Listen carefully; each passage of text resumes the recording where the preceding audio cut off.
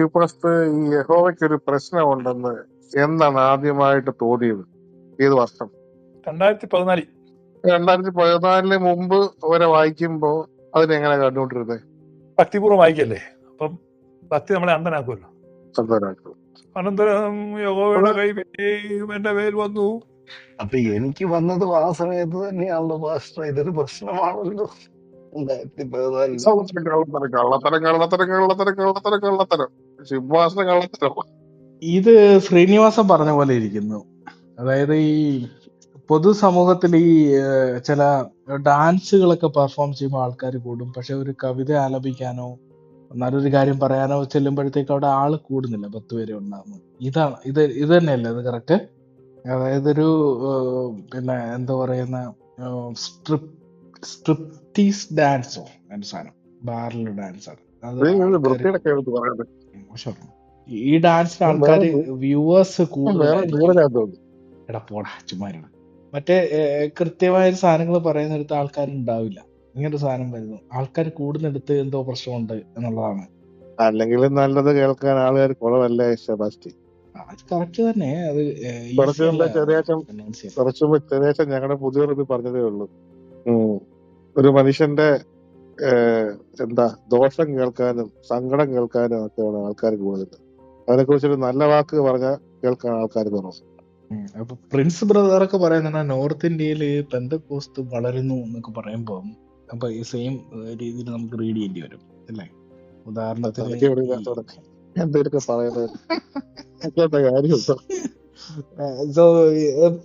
ആൾക്കാർ കൂടുതൽ ഈ സാധനം അട്രാക്റ്റഡ് ആയിട്ട് വരുന്നു എന്നതിന്റെ അർത്ഥം ഇറ്റ്സ് കൈൻഡ് ഓഫ് സ്ട്രിപ്റ്റീസ് ആണ്. ഈ സ്ത്രീകള് നഗ്നരായി നൃത്തം ചെയ്യുന്നത് കാണാൻ ആസ്വദിക്കുന്ന ആൾക്കാർ കൂടി വരുന്നു എന്നുള്ള രീതിയിലുള്ള ഒരു സാധനമാണ്. യഥാർത്ഥത്തിൽ ആൾക്കാർ കുറയുന്നിടത്താണ് ലോജിക്കലി കൊഹിയറന്റ് ആയിട്ടുള്ള സാധനം എക്സിസ്റ്റ് ചെയ്യുന്നത്.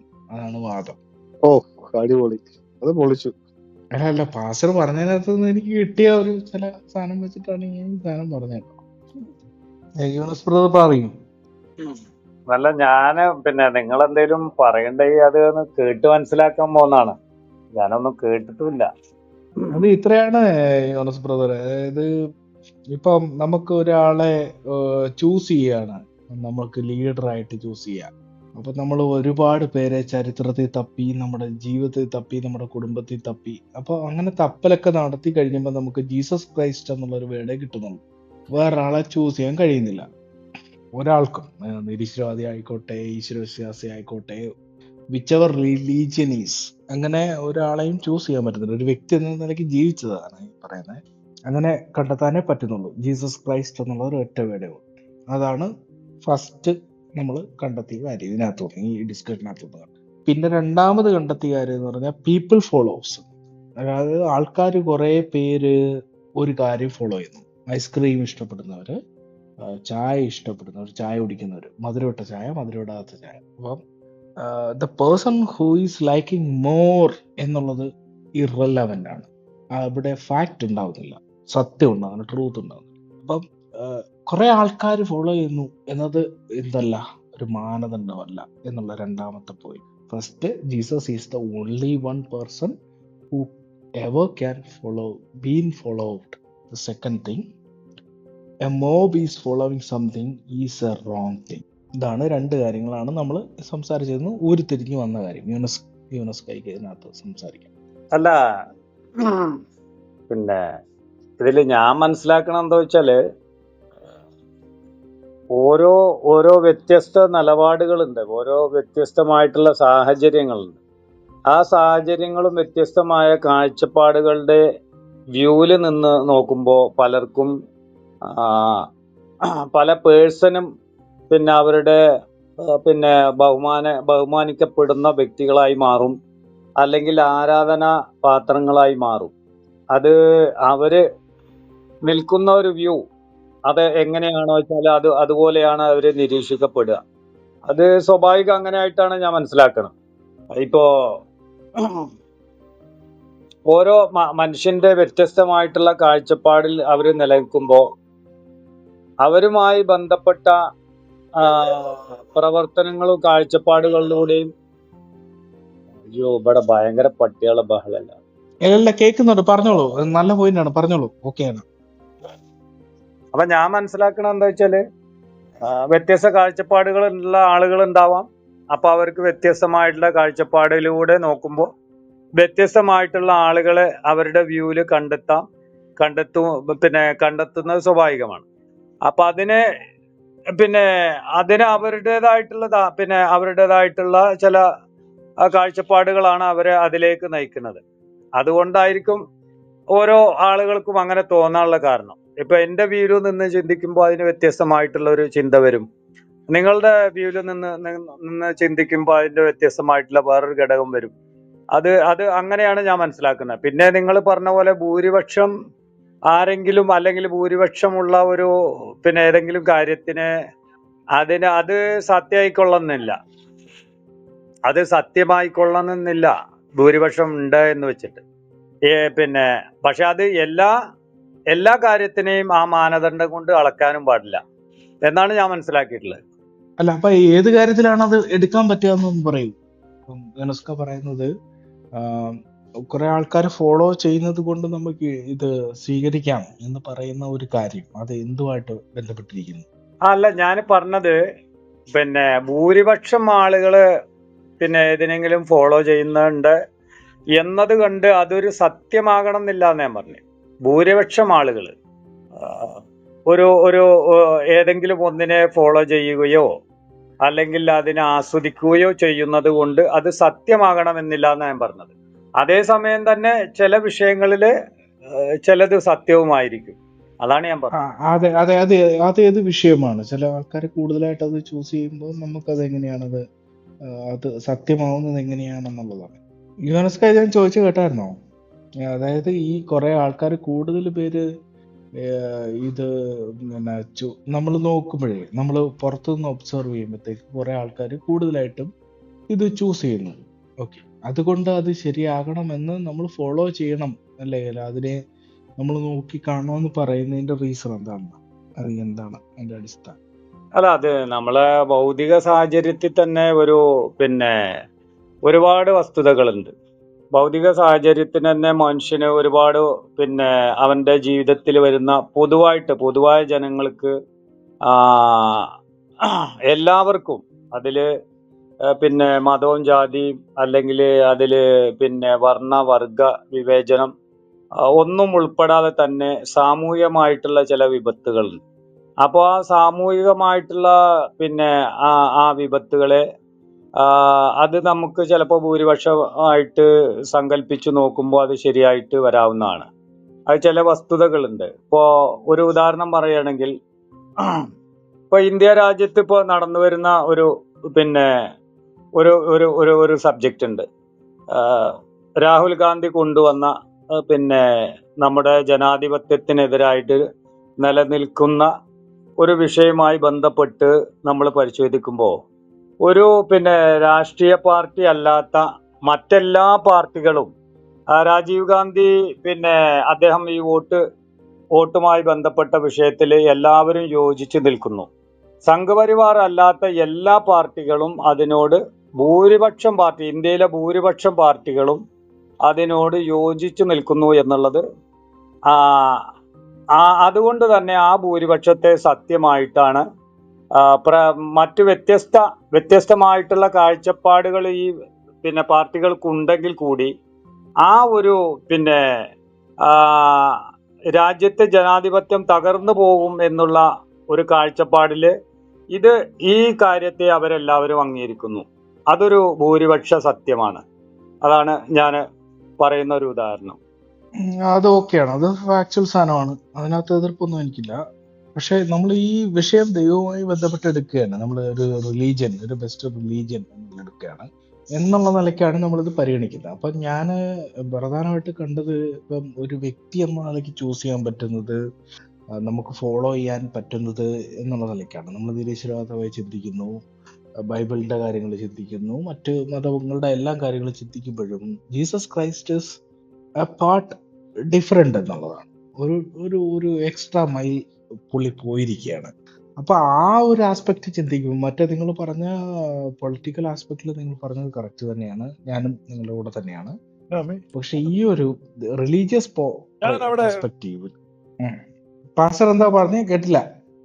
ഞാൻ ഇവിടെ പറഞ്ഞു ഇവിടെ ഓക്കെ.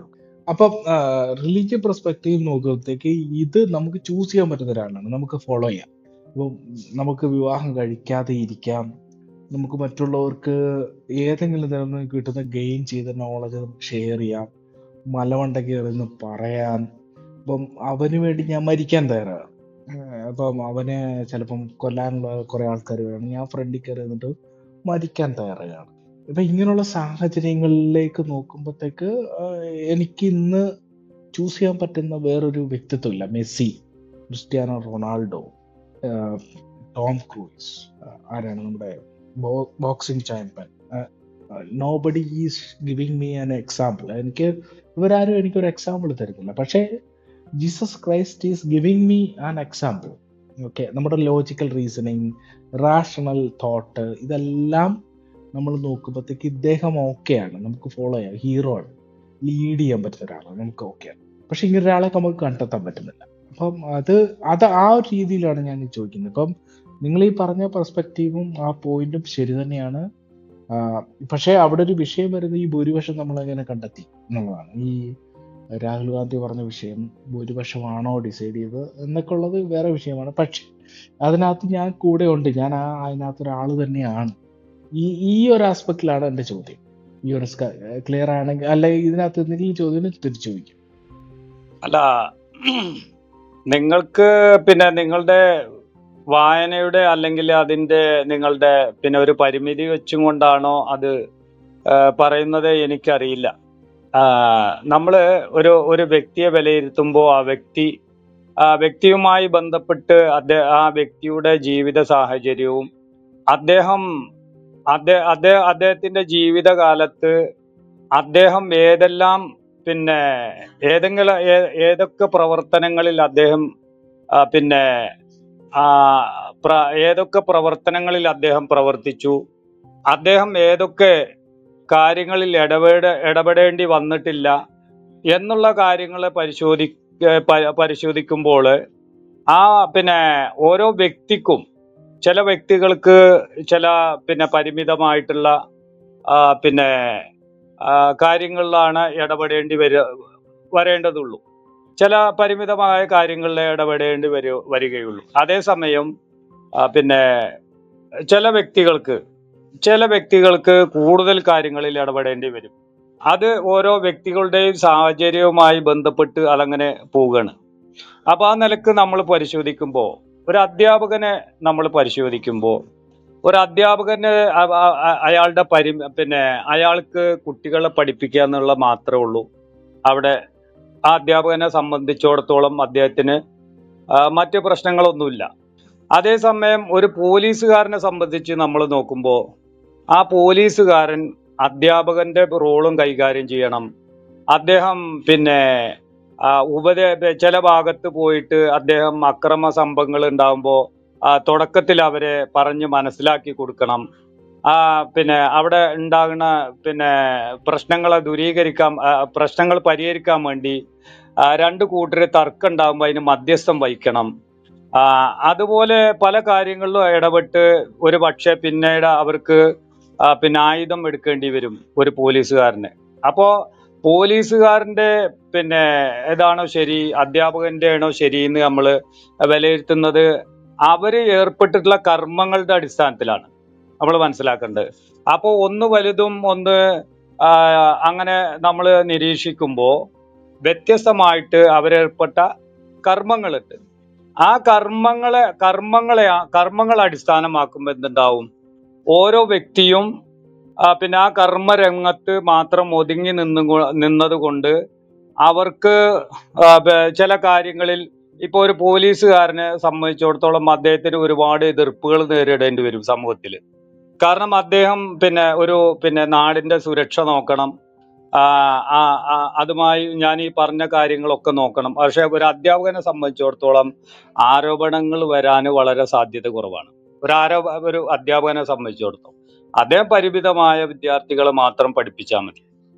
അപ്പൊ ഈ അർത്ഥത്തിൽ അവിടെ യേശുക്രിസ്തുവിനെ പിന്നെ താങ്കൾ മാതൃകയാക്കുന്നതിൽ തെറ്റൊന്നുമില്ല. അതേസമയം തന്നെ അദ്ദേഹം ഒരു പോലീസുകാരന്റെ, അതായത് ഞാൻ രണ്ട് വ്യത്യസ്ത ധ്രുവങ്ങളിൽ നിൽക്കുന്ന വ്യക്തികളുടെ അവരുടെ കർമ്മ മേഖലയുമായി ബന്ധപ്പെട്ട് ഞാൻ നിങ്ങളെ മുന്നിൽ വെക്കുകയാണ്. അതേസമയം തന്നെ ഒരു പോലീസുകാരന്റെ റോളാണ് യേശു ക്രിസ്തു എടുത്തിട്ടുണ്ടെങ്കിൽ അവിടെയുള്ള പ്രശ്നം എന്താ വെച്ചാൽ അദ്ദേഹത്തിന് ഒരുപാട് ആരോപണങ്ങൾ അദ്ദേഹത്തിന്റെ മേൽ വരും, ഒരുപാട് ആരോപണങ്ങൾ വരും. ഇങ്ങനെ ഒരു വ്യത്യസ്തമായ ഘടകം അതിലുണ്ട്. അതുകൊണ്ട് അദ്ദേഹത്തിന്റെ റോള് വെച്ചിട്ട് പിന്നെ ആ രീതിയിൽ താങ്കൾ അതിനെ എടുക്കുന്നു എന്നാണ് ഞാൻ മനസ്സിലാക്കുന്നത്. ഒരു അധ്യാപകന്റെ റോൾ അദ്ദേഹം നിർവഹിച്ചിട്ടുണ്ട്. അപ്പൊ ആ യേശു ക്രിസ്തുവിനെ താങ്കൾ പഠിച്ചിട്ട് അദ്ദേഹത്തെ റോൾ മോഡലാക്കുന്നതിൽ പിന്നെ താങ്കളുടെ ആ പിന്നെ വ്യൂ പ്രകാരം അത് ശരിയാണ്. അതേസമയം തന്നെ താങ്കളുടെ വ്യൂ വെച്ചിട്ടാണ് താങ്കൾ യേശു ക്രിസ്തുവിനെ വിലയിരുത്തുന്നത്. താങ്കൾക്കൊരു വ്യൂ ഉണ്ട്.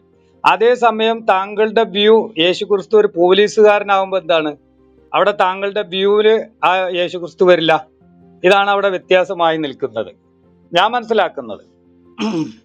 അപ്പൊ അദ്ദേഹത്തെ മാതൃക, നമ്മളെ അദ്ദേഹത്തെ മാതൃക ആക്കണ്ട എന്നുള്ളതൊന്നുമല്ല നമ്മളെ കാഴ്ചപ്പാട്.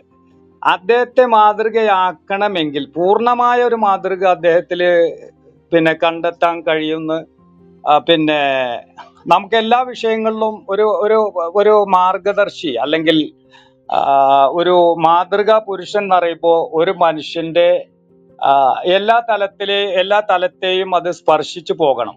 അപ്പോഴാണ് പൂർണ്ണമായ ഒരു മാതൃക എന്ന് പറയാൻ പറ്റുള്ളൂ. അദ്ദേഹം മാതൃകയാണ്, പക്ഷെ ഒരു പൂർണ്ണമായിട്ടുള്ള ഒരു മാതൃകയാണെന്ന് ഞാൻ പിന്നെ അത് മനസ്സിലാക്കിയിട്ടില്ല. കാരണം എനിക്ക് കണ്ടെത്താൻ കഴിഞ്ഞിട്ടില്ല.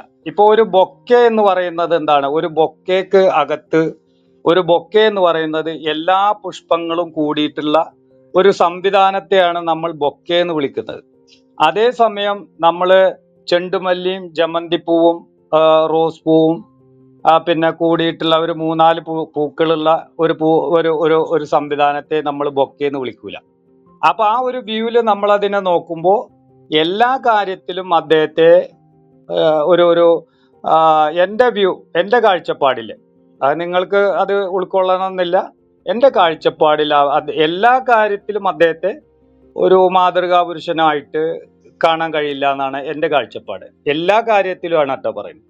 ഒരു മനുഷ്യൻ ഏതൊക്കെ പിന്നെ കർമ്മങ്ങളിൽ ഏർപ്പെടുന്നുവോ ആ കർമ്മങ്ങളിലൊക്കെ തന്നെ ഒരു മാതൃകാ പുരുഷനായിട്ട് യേശു ക്രിസ്തു കടന്നു വരുന്നില്ല. അതേസമയം അദ്ദേഹം ഒരു മാതൃകാ പുരുഷനുമാണ്. ഇതാണ് എന്റെ കാഴ്ചപ്പാട്. അല്ല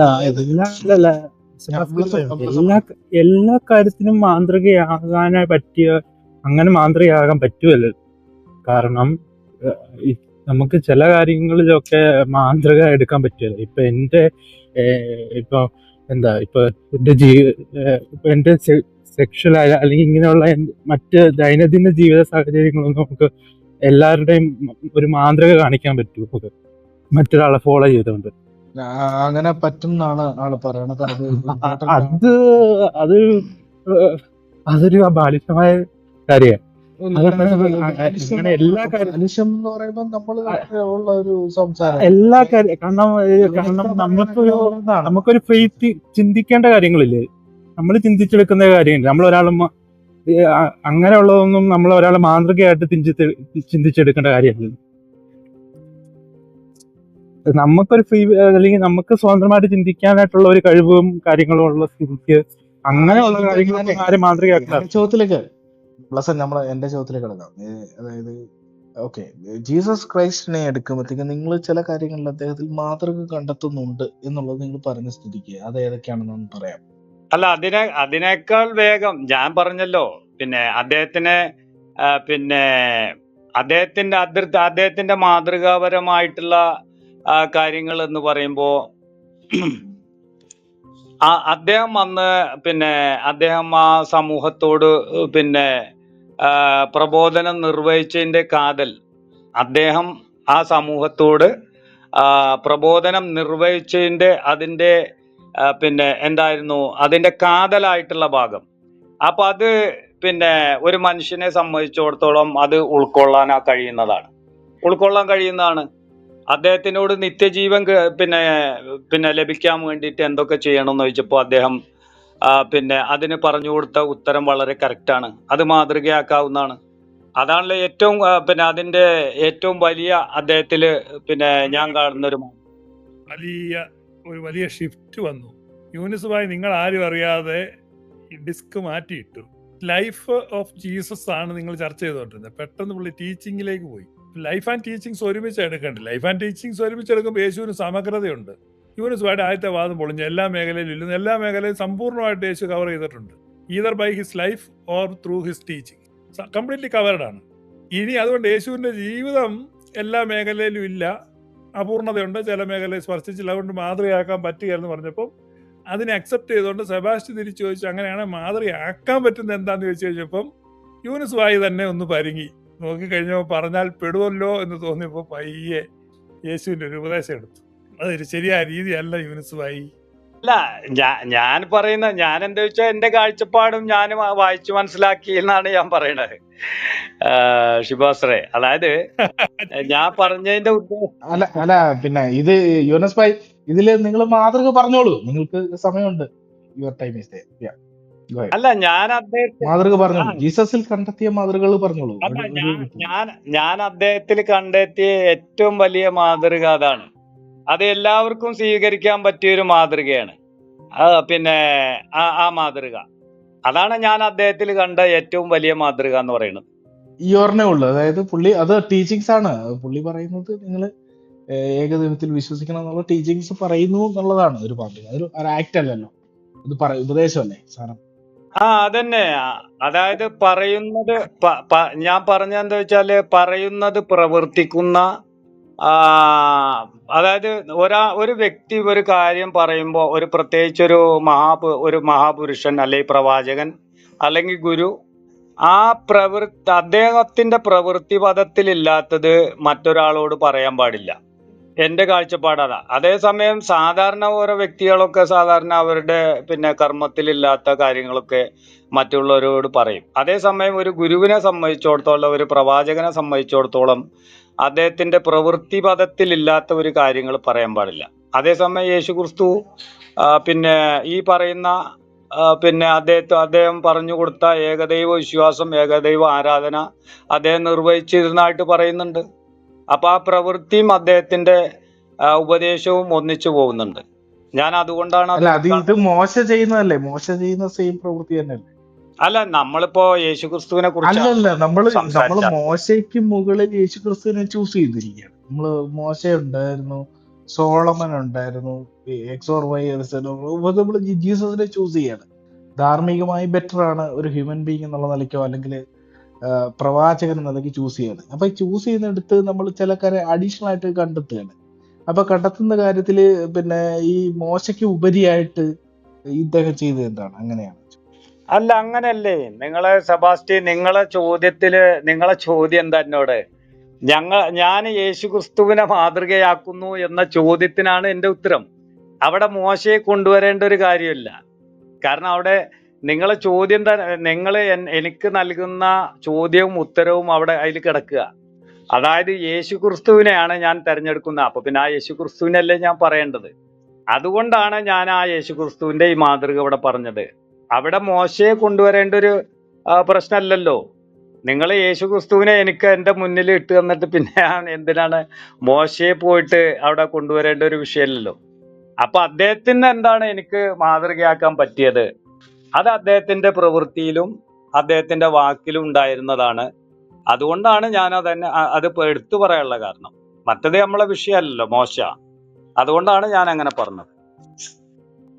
ഓക്കെ, ഇതൊന്നും മാത്രമാണ് നിങ്ങൾക്ക് അതിനകത്ത് കാണാൻ പറ്റുന്നത്. നമ്മളെ സംബന്ധിച്ച് അങ്ങനെയല്ല കേട്ടോ. നമുക്ക് അവരിന് വേണ്ടി ഭരിക്കുക, ഇങ്ങനെയുള്ള കുറെ കാര്യങ്ങൾ കൊണ്ടാണ് നമ്മൾ റോൾ മോഡലാക്കി എടുക്കുന്നത്. പിന്നെ ജീവിതത്തെ നമ്മൾ സാധാരണ മനുഷ്യർ കണ്ടെന്ന പോലെയല്ല. വളരെ നൈർമല്യമുള്ള ജീവിതം, ഒരാളുടെ ജീവിതത്തെ നഷ്ടപ്പെടുത്തുന്നതിനുള്ള വ്യഗ്രത ഇല്ലാതെയാക്കുക എന്നുള്ളത് അങ്ങനെ ഉണ്ടാവരുത്. നമുക്കതിന് സഹിക്കാൻ പറ്റുന്നില്ല, വേദന, ആ ത്യാഗം, സഹനം, ഇതൊക്കെയാണ്. അല്ലാതെ ഇതില് ഇയാള് ദൈവത്തെ വിളിക്ക് ഇങ്ങനെയുള്ള റോൾ മോഡൽ എനിക്ക് കിട്ടിയിട്ടില്ല കേട്ടോ. അത് ഈവൻ ഇപ്പം ഞാനത് പറയേണ്ട കാര്യമില്ലല്ലോ, അത് മോശം ചെയ്ത കാര്യമാണ്. അതുകൊണ്ട് തന്നെയാണ് ഞാൻ സൂചിപ്പിച്ചത്. യോനസ് ഭായി. അതുകൊണ്ട് അത് റോൾ മോഡലാക്കാൻ എന്നെ കൊണ്ട് ഒരു നിരീശ്വരവാദി എന്ന നിലയ്ക്കോ യുക്തിപരമായി ചിന്തിക്കുന്ന ഒരു വ്യക്തി എന്ന നിലയ്ക്കോ എനിക്ക് പോസിബിൾ ആവുന്നത് Jesus Christ is better than anybody എന്നുള്ളതാണ്. ഈ ഹിസ്റ്ററി നോട്ട് ഡൗൺ ചെയ്തിട്ടുള്ള വ്യക്തികളിൽ ജീസസ് ക്രൈസ്റ്റ് ഈസ് ബെറ്റർ എന്നുള്ളതാണ് എൻ്റെ ലോജിക്കൽ റീസണിങ്, റാഷണൽ ആയിട്ടുള്ള തോട്ട് എല്ലാം അതിനെയാണ് ഫോളോ ചെയ്യുന്നത്. മറ്റേ ഇപ്പൊ ഇയാള് ഏകദൈവത്തിൽ വിശ്വസിക്കുന്നു പറഞ്ഞത് കൊണ്ട് എനിക്കത് ചൂസ് ചെയ്യേണ്ട കാര്യമില്ല. Why should I choose that? അല്ല, അങ്ങനെ പറയുകയല്ല, അദ്ദേഹത്തിന്റെ പ്രവൃത്തി പദത്തിലുണ്ടായിരുന്നു എന്നാ ഞാൻ പറഞ്ഞത്. അദ്ദേഹം പല പിന്നെ അദ്ദേഹം ദൈവത്തോട് പ്രാർത്ഥിക്കുന്നതായിട്ട് കാണാം. അദ്ദേഹം ആ കാര്യം ശമരിയ സ്ത്രീനോട് പറഞ്ഞിട്ടുണ്ട്. നിങ്ങൾ അറിയാത്തതിനെ ആരാധിക്കുന്നു, ഞങ്ങൾ അറിയുന്നതിനെ ആരാധിക്കുന്നു. അപ്പൊ അത് അദ്ദേഹത്തിന്റെ പ്രവൃത്തി പദത്തിലുണ്ടായിരുന്നു. ഞാൻ അതാണ് എടുത്തു പറയാനേ. അപ്പൊ അദ്ദേഹത്തിന്റെ ഏറ്റവും വലിയ ഒരു പിന്നെ പ്രബോധനത്തിന്റെ അദ്ദേഹത്തിന്റെ പ്രബോധനത്തിന്റെ ആകെ തുക എന്ന് പറയുന്നത് ഈ ഏകദൈവ വിശ്വാസവുമായി ബന്ധപ്പെട്ടാണെന്നാണ് ഞാൻ മനസ്സിലാക്കിയെടുത്തിട്ടുള്ളത്. അദ്ദേഹം അതുകൊണ്ടാണല്ലോ അങ്ങനെ പറഞ്ഞത്. പിന്നെ ഒരു മനുഷ്യനെ സംബന്ധിച്ചിടത്തോളം അവന്റെ നിത്യജീവനാണ് ഏറ്റവും വിലപ്പെട്ടത്. അപ്പൊ ആ നിത്യജീവന് പിന്നെ കളഞ്ഞിട്ട് ഭൗതിക ജീവിതത്തിൽ എന്തെങ്കിലും നേടിയിട്ട് ഒരു കാര്യമില്ല. അപ്പൊ ആ നിത്യജീവൻ ലഭിക്കാൻ വേണ്ടിയിട്ട് യേശുക്രിസ്തു അദ്ദേഹം പറഞ്ഞു കൊടുത്ത ഒരു ഉപദേശം എന്ന് പറയുന്നത് പിന്നെ ദൈവത്തെ പൂർണ്ണാത്മാവോടും പൂർണ്ണ മനസ്സോടുകൂടി അത് സ്വീകരിക്കണം എന്നുള്ളതാണ്. അപ്പൊ അതാണല്ലോ ഏറ്റവും വലിയ കൽപ്പന ഒരു മനുഷ്യനെ സംബന്ധിച്ച്, അല്ലെങ്കിൽ അതിന്റെ ഒരു മനുഷ്യന്റെ ജീവിതത്തിന്റെ പൂർണ്ണത എന്ന് പറയുന്നത് ഞാൻ അങ്ങനെ മനസ്സിലാക്കുന്നത്. അപ്പൊ അത് തന്നെയാണ് അതിന്റെ ഏറ്റവും വലിയത്. മറ്റുള്ള വിഷയങ്ങളൊക്കെ അതിന്റെ പിന്നെ ഓരോ സബ്ജക്റ്റിലും അദ്ദേഹം ഓരോ വ്യത്യസ്ത നിലപാടുകൾ, കാഴ്ചപ്പാടുകൾ എടുത്തതാണ്. അത്രയേ ഉള്ളൂ ഞാൻ മനസ്സിലാക്കുന്നത്. ഓക്കെ, വേറെ ആരെങ്കിലും സംസാരിക്കട്ടോ, ഞാൻ ബോറാണ്ട. ഇപ്പൊ യൂനസ് ബായ് പറഞ്ഞതുപോലെ പുള്ളിക്കാരൻ പറഞ്ഞ അറിവിലേക്ക് കീഴ്പ്പെട്ടില്ലെങ്കിൽ നമുക്ക് പിന്നെ എന്തും ചെയ്യാമെന്നാണ് അപ്പൊ പറഞ്ഞത് ഇല്ലേ? ആ സാഹചര്യമാണ് ഒരു മനുഷ്യൻ. യൂനിസ് പറഞ്ഞ ഉള്ളടക്കം ഇത്രേ ഉള്ളതാണ്. ഒരു മനുഷ്യനിൽ എല്ലാം കാണാൻ സാധിക്കത്തില്ല. ടീച്ചറാകാം, പക്ഷെങ്കിൽ പോലീസാകാൻ പറ്റത്തില്ല. പോലീസാകാം, പക്ഷെ ഡോക്ടറാകാൻ പറ്റത്തില്ല. അങ്ങനെ മനുഷ്യരിൽ ഒരു പരിമിതിയുണ്ട്. അത് തന്നെയാണ് ക്രിസ്തുവിന് പറ്റിയെന്ന പുള്ളി പറയുന്നത്. പരിമിതികളുള്ള മനുഷ്യൻ. അങ്ങനെ ഞാൻ ചോദിക്കാതെ അല്ല, എല്ലാ കാര്യവും മാതൃകയാക്കാൻ പറ്റിയ ആളല്ല ഒന്നല്ല പറഞ്ഞത്. അങ്ങനെ എല്ലാ കാര്യവും അപ്പൊ മനുഷ്യനെ സംബന്ധിച്ചോളം എല്ലാം മോഡൽ അനുസരിച്ച് മാതൃകാപരമായിട്ട് ചെയ്യാൻ പറ്റുള്ളൂ. അവന് സ്വന്തമായിട്ട് ചെയ്യാൻ പറ്റിയ കാര്യങ്ങളും ഇല്ലേ? കറക്റ്റ്, അതാണ് ഞങ്ങളുടെ ചോദ്യം. ഇടപെട്ടിട്ടില്ല എന്നാ പറയാം. ഇപ്പൊ ഒരു വിവാഹ ജീവിതം അതെന്റെ ചൂസിങ് ആണ്. ഞാൻ വിവാഹം കഴിക്കണോ കഴിക്കണ്ടേ ഉള്ളൂ. അപ്പം അത് എനിക്ക് മാതൃകയാക്കേണ്ട കാര്യമില്ല ഒരാളെ. അങ്ങനെയുള്ള കുറെ കാര്യങ്ങളുണ്ട്. അത് നമുക്കിത് വേറെ രീതിയിൽ ചോദിക്കാം. നിങ്ങൾ പറഞ്ഞ പ്രകാരം ഒരാള് പറയൂ. അതെ, മറ്റെന്താ അറിയോ, എനിക്കും അല്ല, ഞാനത് വേറെ എന്തെങ്കിലും ഡിഫറെന്റ് ആയിട്ടുള്ള പോയിന്റ് കിട്ടുമോ നോക്കിയാണ്. പക്ഷെ എന്റെ ടോപ്പിക്കുമായിട്ട് ബന്ധപ്പെട്ട് വരുന്നില്ല എന്നുള്ളത് കൊണ്ടാണ് ഞാൻ തന്നെ ചോദിക്കാമെന്ന് കരുതി. അതായത് നിങ്ങൾ ആത്മഹത്യയെ പ്രോത്സാഹിപ്പിക്കുന്ന ഒരു ഇതാണോ? ഏതെങ്കിലും അങ്ങനെ ഒരു ദൈവത്തെ ആണോ നിങ്ങൾ മുന്നോട്ട് വയ്ക്കുന്നത്? ചോദ്യം നമ്പർ 1. ഇല്ല, ആത്മഹത്യയെ പ്രോത്സാഹിപ്പിക്കുന്ന ഒരു സങ്കല്പം ഇസ്ലാമിലില്ല. അങ്ങനെ ഒരു സങ്കല്പമില്ല. പക്ഷെ നിങ്ങൾ പറയുന്നു ഭൗതിക ജീവിതത്തിനേക്കാൾ ഉപരി മറ്റേ ഒരു വേറൊരു ജീവിതമാണ് പ്രധാനമെന്ന് പറയുന്നു. ഇതെങ്ങനെയാണ് മാച്ചാവുന്നത്? അല്ല, ഇതിന്റെ ഭൗതിക ജീവിതത്തിന്റെ ഉദ്ദേശം തന്നെ എന്താണ്? മനുഷ്യനെ ഭൗതിക ജീവിതത്തിലൂടെ ഭൗതിക ജീവിതത്തെ അതിന്റെ ഭൗതിക ജീവിതം വിമലീകരിക്കണമെങ്കിൽ ആത്മീയതയിലൂടെ കഴിയുള്ളൂ. കാരണം മനുഷ്യന്റെ ഭൗതിക ജീവിതം എന്ന് പറയുന്നതും ഈ ദൈവത്തിന്റെ മാർഗത്തിൽ കൂടിയായിരിക്കണം. ദൈവത്തിന്റെ മാർഗത്തിലൂടെയാണ് അവന്റെ ഭൗതിക ജീവിതം പോകേണ്ടത്. അതല്ലെങ്കിൽ ഭൗതിക ജീവിതവും ആത്മീയ ജീവിതവും രണ്ട് വഴിക്കാവും. അപ്പോ അവിടെ എന്താ സംഭവിക്കുക വെച്ചാല്, മനുഷ്യനെ സംബന്ധിച്ചിടത്തോളം ഭൗതിക ജീവിതത്തിൽ എന്തും ചെയ്യാന്നുള്ള ഒരു നില വരും. ആത്മീയ ജീവിതത്തെ അങ്ങോട്ട് മാറ്റി നിർത്തിയാൽ ഇതാണ് സംഭവിക്കുക. അവിടെ മനുഷ്യന് അപജയം വരും. ആത്മീയത ഒരു ഭാഗത്തും പിന്നെ അതേപോലെ ഭൗതികം വേറൊരു ഭാഗത്തും നിർത്തിക്കഴിഞ്ഞാൽ, ഇപ്പോ ഏത് മേഖല എടുത്തു ഒരു മനുഷ്യന്റെ പിന്നെ അത് അവന്റെ ജോലി ആവട്ടെ, അവന്റെ കച്ചവടമാകട്ടെ, അവന്റെ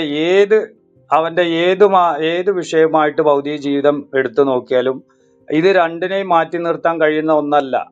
അത് ആത്മീയ ജീവിതത്തിന്റെ അതിർവരമ്പ് കൊണ്ട് ഭൗതിക ജീവിതം കടന്നു പോകണം. അതല്ലെങ്കിൽ അത് വലിയ പ്രയാസം ഉണ്ടാക്കും. ഇപ്പോ മനുഷ്യന്റെ വ്യത്യസ്തമായിട്ടുള്ള അവന്റെ പിന്നെ ഓരോ സാഹചര്യങ്ങളും അവന് ഏർപ്പെടേണ്ടി വരുന്ന ഒരുപാട് പ്രവർത്തന മേഖലകളുണ്ട്. ഒരു കുട്ടിയായിരിക്കുമ്പോ, യുവാവായിരിക്കുമ്പോ, പിന്നെ ഒരു മകനായിരിക്കുമ്പോ, ഒരു പിതാവായിരിക്കുമ്പോ, ഒരു ഭർത്താവായിരിക്കുമ്പോ, അത് അവന് ഏർപ്പെടുന്ന ജോലി, അവന് ഏർപ്പെടുന്ന കച്ചവടങ്ങള്, അവന് ഇടപഴകുന്ന ആളുകള്, ഇതൊക്കെ തന്നെ ഭൗതികമായിട്ട് സങ്കല്പിച്ച് അതിനെ മാറ്റി നിർത്തിയാൽ അവിടെ സംഭവിക്കുക എന്താ വെച്ചാൽ ഭൗതിക ജീവിതത്തിൽ ഒരുപാട് അപജയങ്ങൾ വരും. അപ്പൊ ആ അപജയങ്ങൾ വരാതിരിക്കാനാണ് അതിന് ആത്മീയ ജീവിതത്തിന്റെ അതിർവരമ്പുകൾ അവിടെ അതിന് വേണമെന്ന് പറയുന്നത്. അപ്പൊ എന്തുണ്ടാവും? അവന്റെ ഭൗതിക ജീവിതം കൂടി അതിൽ ശുദ്ധീകരിക്കപ്പെടും. അതല്ലാതെ രണ്ടും രണ്ടായിട്ട് വേർതിരിച്ച് നിർത്താൻ സാധ്യമല്ല. അതാണ് ഞാൻ മനസ്സിലാക്കിയിട്ടുള്ളത്. അതാണ് ഇസ്ലാം പഠിപ്പിക്കുന്നത്.